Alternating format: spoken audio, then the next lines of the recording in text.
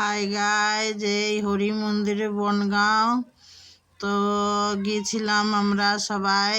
আমাকে পাশে বাড়ি টাড়ি সবাই গিয়েছিল হরি মন্দিরে। তো ওখানে ভালো মন্দির, পুজো আশরা হচ্ছে, সবাই মতুয়ারা আইছিল, তাই দেখলাম। তো দেখে টেখে তারপরে আমরাও গেলাম ওইদিকে, দেখলাম খাওয়া দাওয়া হচ্ছে। তারপরে খাওয়া দাওয়া করে টোরে আমরাও তারপরে ভিডিও বানালাম, ভিডিও বানিয়ে খাওয়া দাওয়া করলাম করে টোরে।